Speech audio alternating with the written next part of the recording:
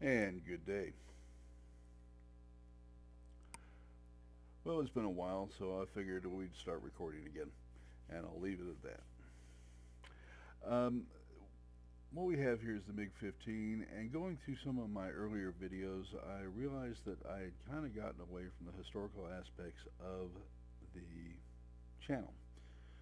So this is an effort to return to them. Now, the MiG 15 was developed just in time for the Korean War, as was its main competitor, the F-86 Sabre. And it was an outgrowth of the MiG-9.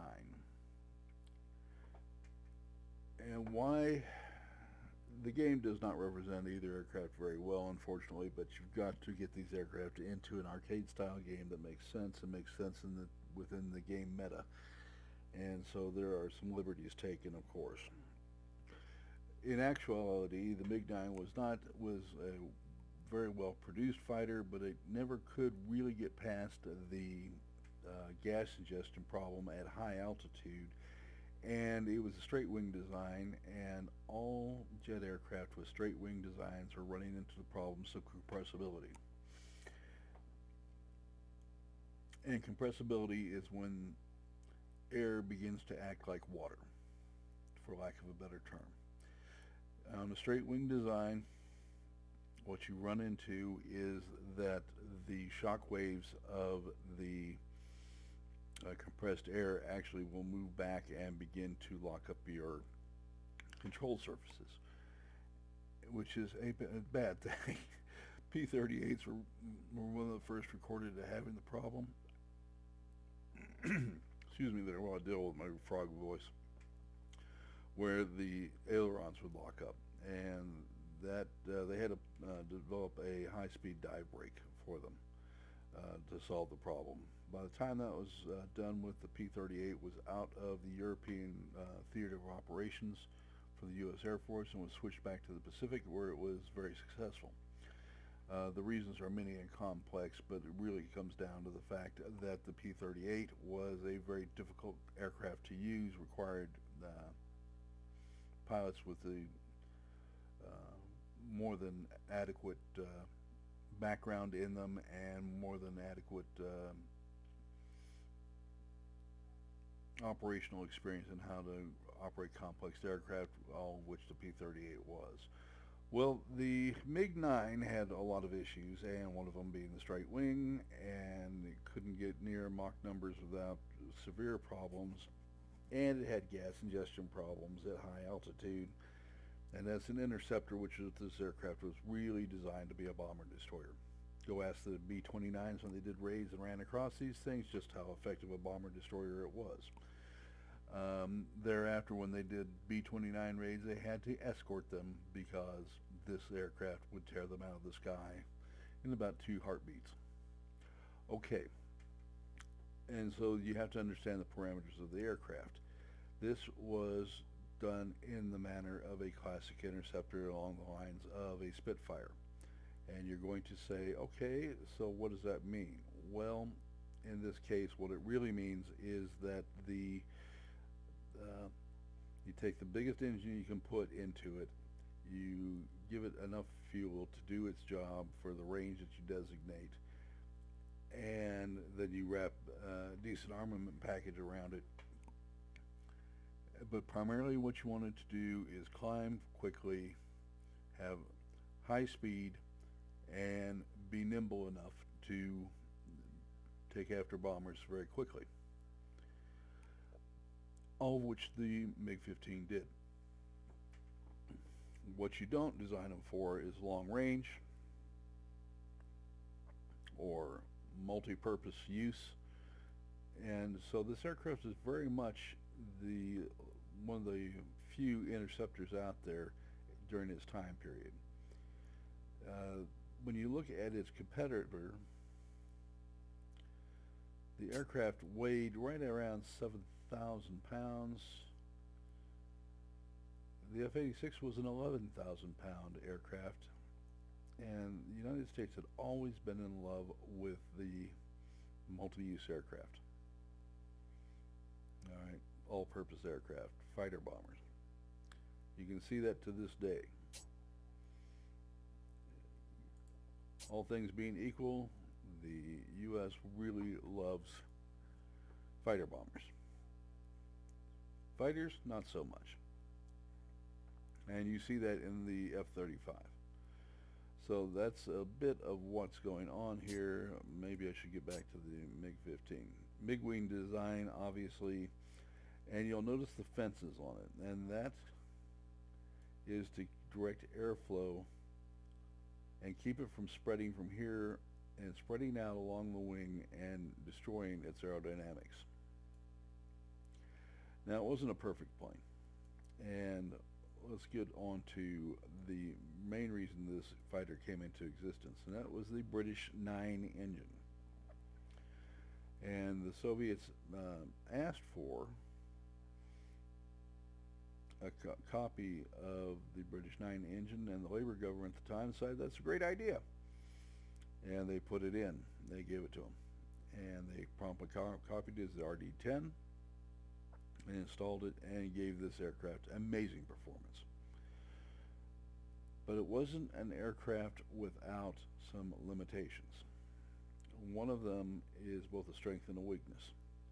You'll notice the 37 millimeter gun, and then it had a pair of 23s on this side. They had a few seconds of fire, and then you had to head back to reload. It did not handle near Mach performance very well. It would start snaking around. If you got into a dive, it could actually disintegrate if you got it high enough. It had limitations in what it could do. It was, however, extremely good at high altitude and always was had anywhere from 3,000 to 4,000 feet of altitude advantage over this puppy, until the very late versions, in which cases shrunk down to less than 2,000 feet, and that went away. One of the problems with the aircraft was when the actually persisted throughout the MiG-17, which is not represented in this fighter, in this game, was that it was when the tank became partially filled, you could literally have the gas tank collapse and take the structure with it, believe it or not. And that persisted through the MiG-17 until the MiG-19. It could not hang with a Sabre in beyond certain parameters. These aircraft would switch between who was more maneuverable than the other depending on their speed. In high-speed maneuverability, this aircraft would eat the MiG-15's lunch. In low-speed maneuverability, the situation reversed. And pilot quality came down to this more than anything else. When Soviet pilots were involved, and they were very good pilots, the kill ratio dropped down to 1-to-1. So given the quality of the average U.S. pilot at the time, is really saying something. When it was the Chinese pilots and above all the North Korean pilots, things got ugly. Depending on who you want to believe, the kill ratio was about 10-to-1. And I will take the U.S. Air Force's recommendation on that, since they can provide all 78 aircraft that were actually shot down in air-to-air combat. That's not to say that only 78 F-86s were lost during the Korean War, because a lot more were. It was a dangerous aircraft. So was this one. And I'd say it's a dangerous aircraft in both. They could definitely shoot down other fighters. They could also kill you. In the MiG-17's case, it had some structural weaknesses. It wasn't quite as optimized for really high speed interception and turning as it could have been. That's why it was quickly replaced by the MiG-17. And the reason you didn't see the MiG-17 in Korea was the same reason you didn't see the a half dozen U.S. Fighters that were more than its match, that they were being produced, but they hadn't been produced in quantity, and in a war you fight with the Air Force you're given, not the one you want. And that was the case for both sides.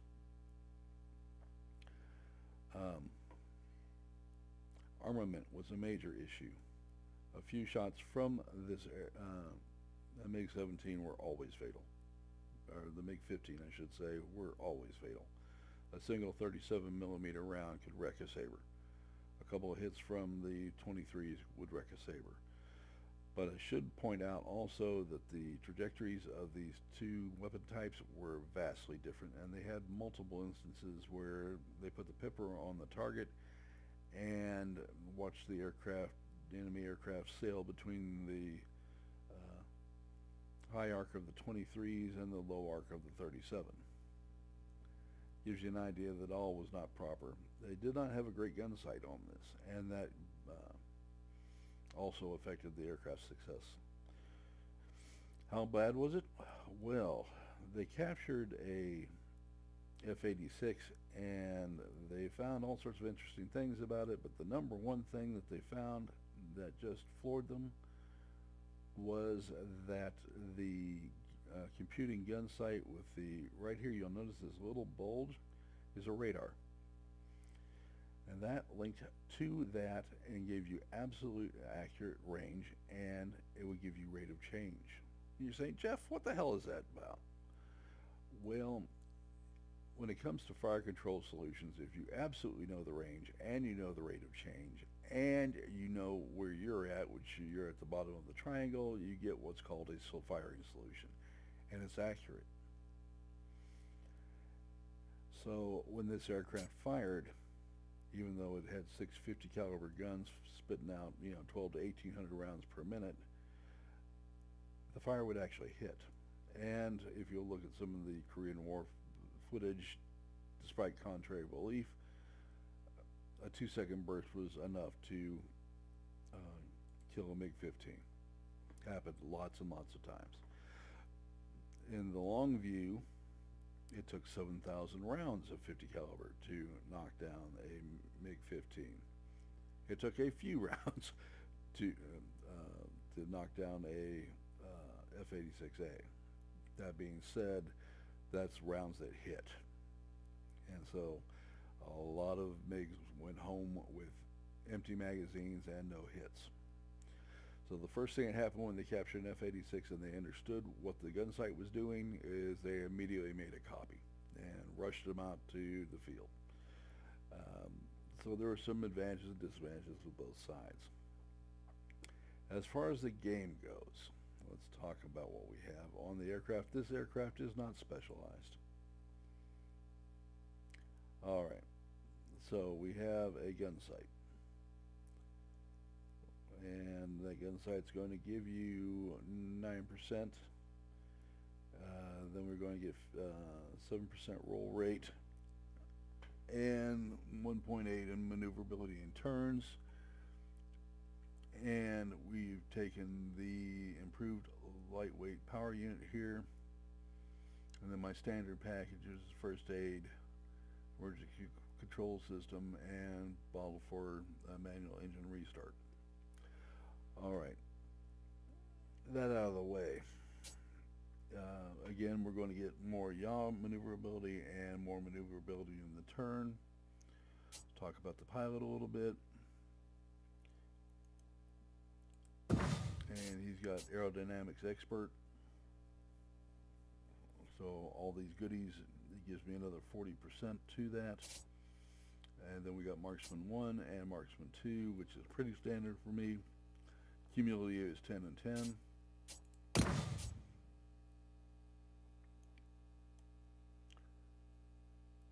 And now we know everything about it we need to know. Of course, when it's upgraded, it's a tier 10, so all that is where it needs to be. No upgrades. Alright, cumulative damage is 660 DPS. Optimal distance is 25. Survivability is 485. And you'll see that I'm taking various hits for the upgrades that I've taken here. Airspeed 375.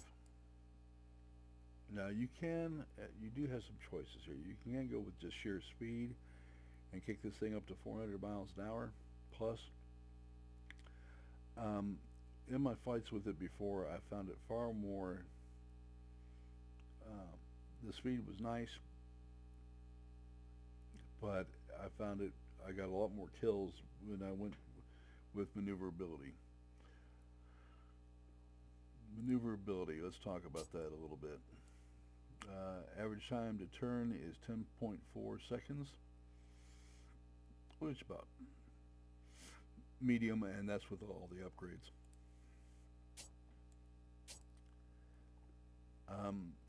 Minimum optimal altitude is 0 to 9186, so you really can't out altitude the MiG-15.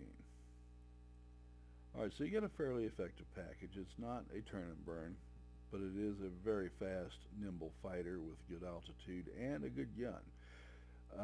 The guns rate some discussion here, and that comes down to the fact that they overheat very, very, very quickly. And I would give some thought here to not going with the long barrel and cutting your pathetic burst rate down even lower. It's probably, for me, the single most irritating thing about the aircraft. Maybe other people have their own suggestions here, but when you spec out the aircraft, I would look at anything else than long barrels. The aircraft is fast enough, you don't have trouble crawling up somebody's tailpipe and delivering to get into effective distance to kill the other aircraft. That's not the issue here. The issue is if you have to adjust your fire and you're off, you've already overheated your guns. Not exactly what you want. So, long bolt carriers might be a solution for you here. Okay. When you specialize the aircraft, I would give very serious thought to go into the uprated engine for this slot. Get some more speed out of it. Might as well maximize what you have. Here I would go with the universal ammunition, and here I would go with the optimized fuel mixture. Let's just take this thing to battle and see where we're at.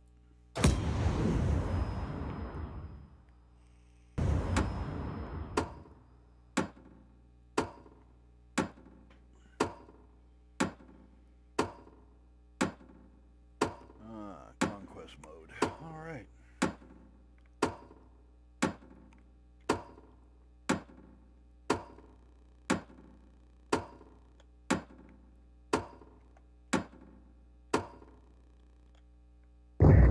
You are approaching the front line. Off we go.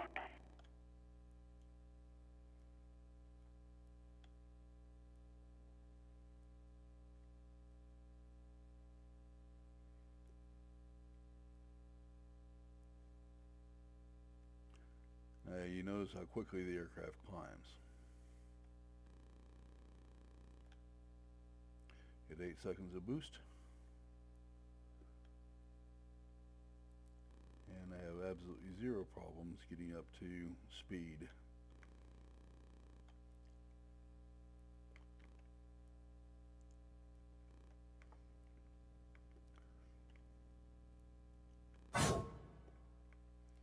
Why am I putting my flaps down? Because it's easy as all get out to overshoot your aircraft, and you notice I half killed that plane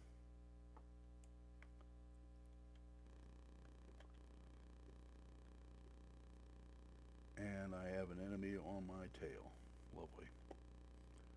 Okay.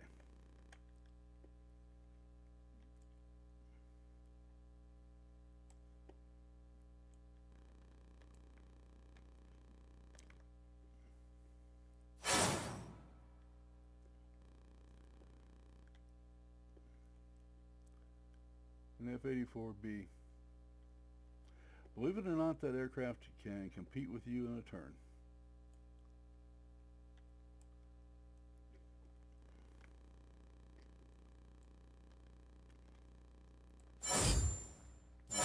Takes care of that one. Let's get on to the job at hand. Pesky booger, wasn't he?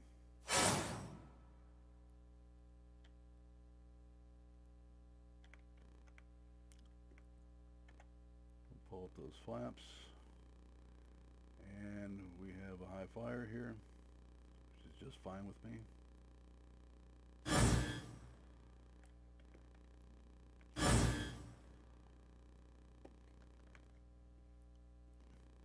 No, he cannot turn with me.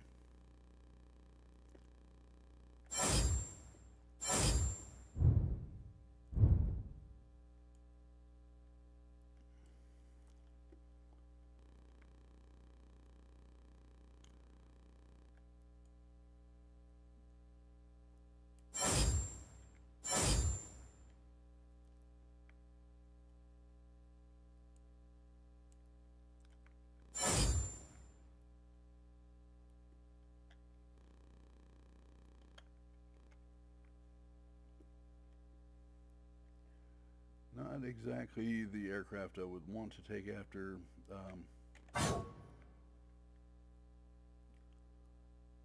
GA with, to be honest with you. All plants are under our control. Great job.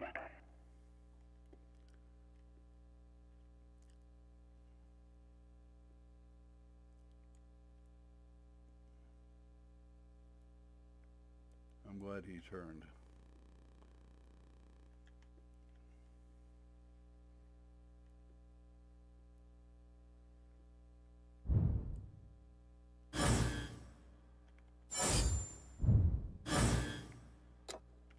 Got the Yak 30 on me. The enemy is trying to capture the plant. Don't let them do it.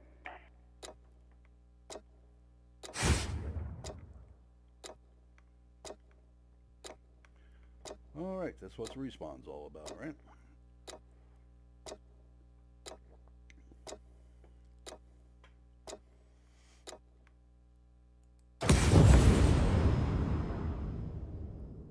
Alright, now I saw... Yes.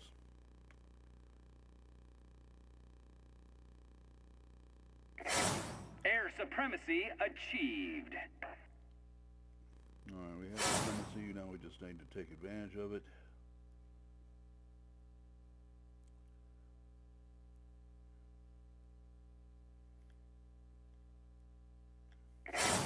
Way to go! Victory is close.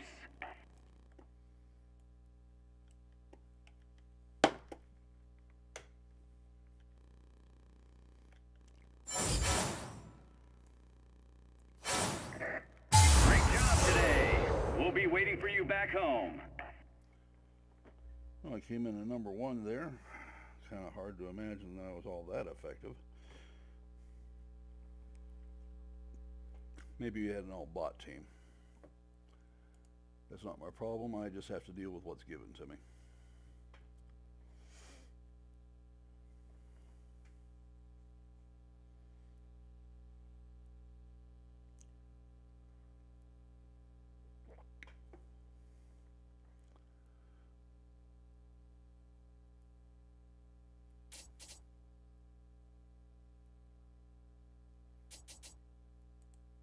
See what we actually did. 4 kills, 1 assist. Like I said, I didn't think I did all that hot, but I did hot enough. Alright, take a look at team scores, because they have to be, yeah, it wasn't all. And the guy in the Yak 30 outperformed me. I didn't do him any good, but Oh well.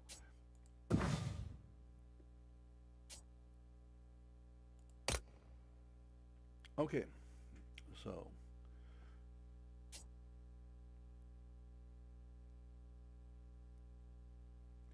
there is your MiG-15. Used correctly, and to this actually turned out to be a one-sided wipe on the other side, primarily because we got the bases and we controlled the GA and got ugly for the other side very quickly. So that being said, went pretty well for us. Um, and you can see what I'm talking about. The burst length on the cannon is probably the most crippling aspect of it. Not a huge deal in this case, but you know where I'm heading for here.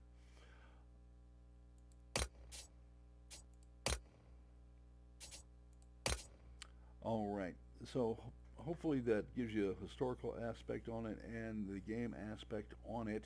And remember to like the videos, to subscribe, and we'll see you soon.